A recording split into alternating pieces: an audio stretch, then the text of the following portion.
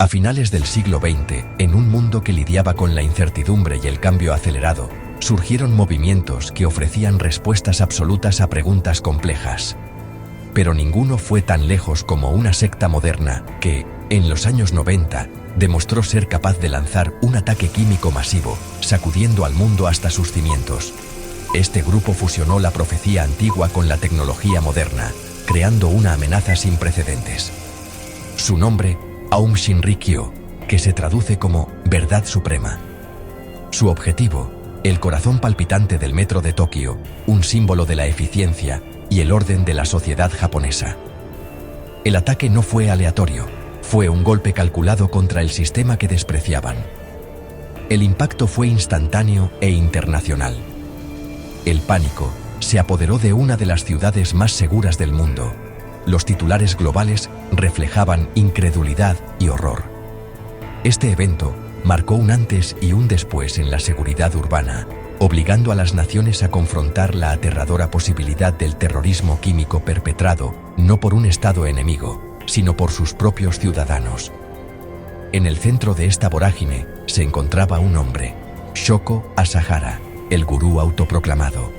Nacido como Chizuo Matsumoto en una familia humilde, su vida estuvo marcada por una visión casi nula y una ambición desmesurada.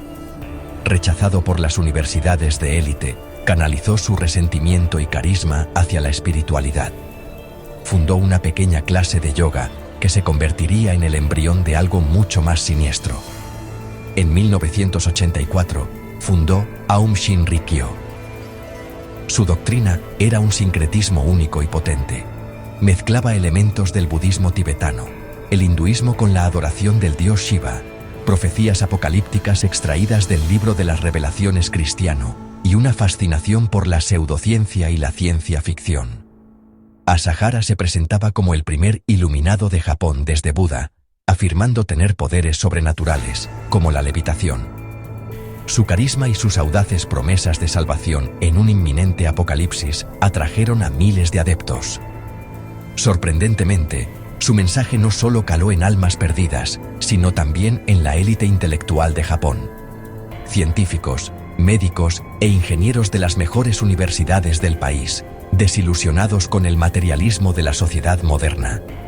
El movimiento creció exponencialmente, estableciendo comunas y sucursales incluso en Rusia y Estados Unidos. Dentro de sus comunas aisladas, Aum empleaba una combinación de persuasión y técnicas de manipulación psicológica extremas. Los miembros eran sometidos a ayunos prolongados, privación del sueño y maratones de cánticos. Se utilizaban drogas como el LSD y dispositivos de estimulación cerebral para inducir visiones y romper la voluntad individual, todo en entornos completamente controlados.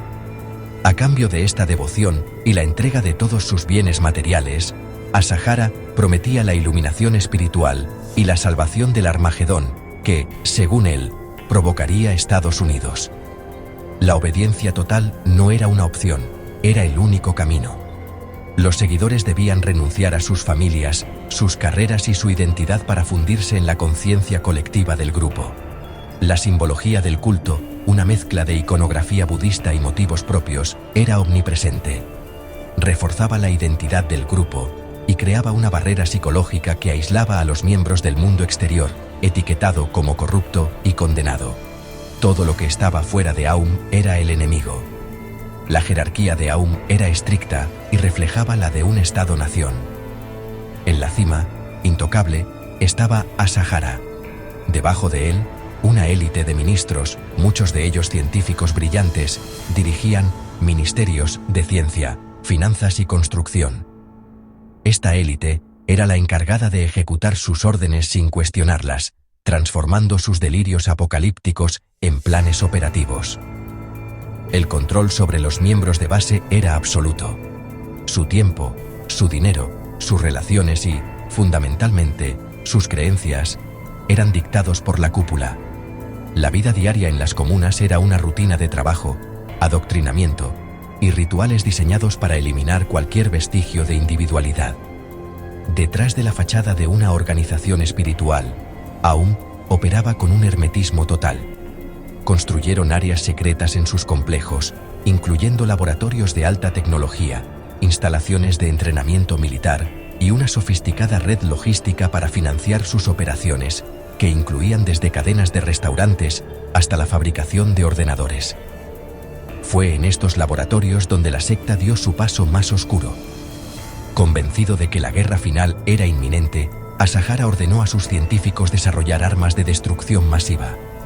Decidieron fabricar el agente nervioso más temido, el gas sarín, una sustancia letal, invisible e inodora, prohibida por las convenciones internacionales.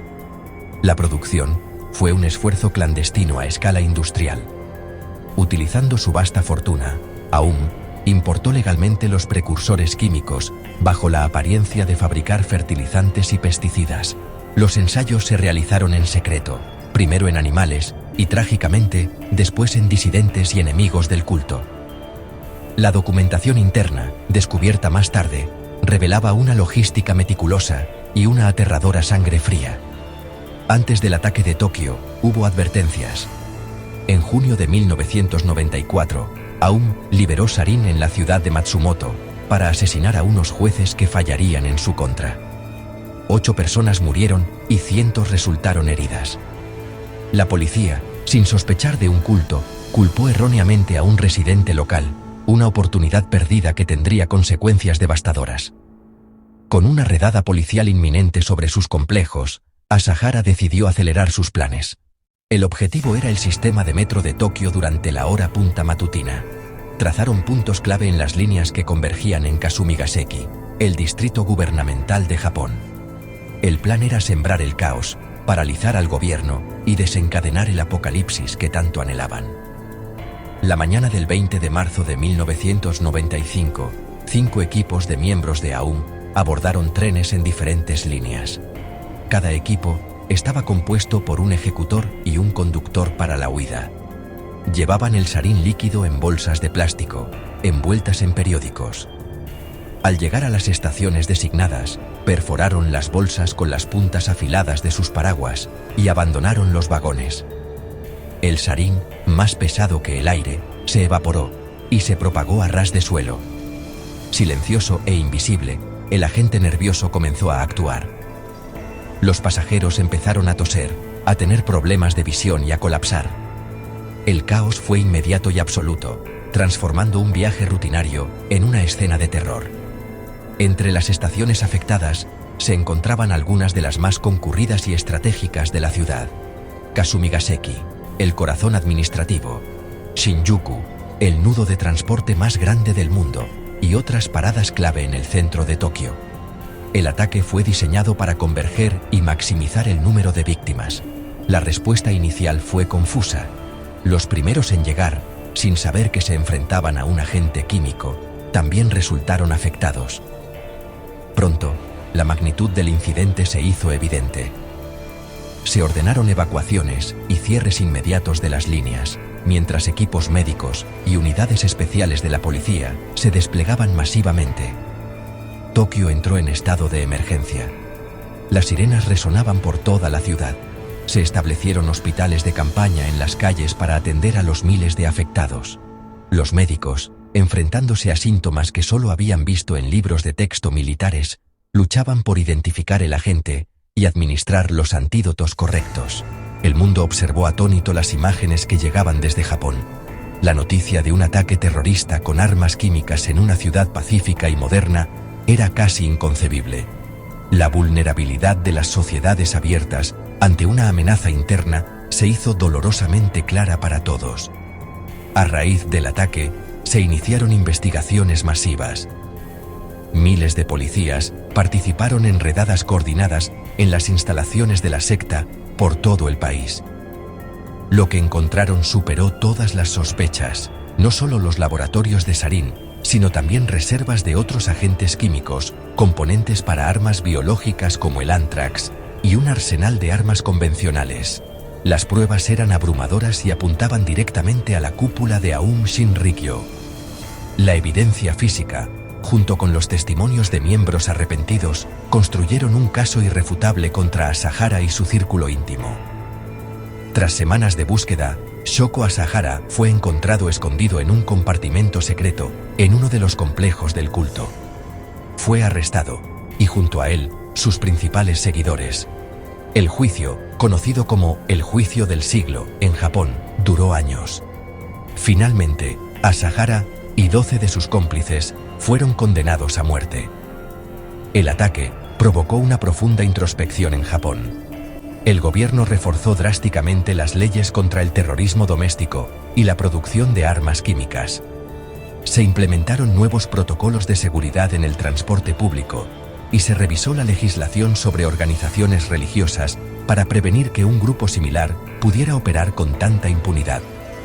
Tras las condenas, la mayoría de los seguidores se dispersaron, aunque algunos remanentes del grupo continúan operando bajo nuevos nombres y vigilancia constante.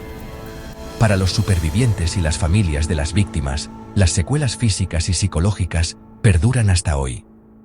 El caso de Aum Shinrikyo sigue siendo una sombría advertencia sobre el poder de la manipulación, el peligro del fanatismo y la fragilidad de la seguridad en el mundo moderno. Nos enseña que las amenazas más peligrosas pueden surgir no de enemigos lejanos, sino del interior de nuestras propias sociedades, alimentadas por ideologías que prometen el paraíso mientras preparan el infierno. Por eso, esta historia, décadas después, aún resuena con tanta fuerza hoy. Si te ha gustado, deja tu like y suscríbete para más historias que no creerás.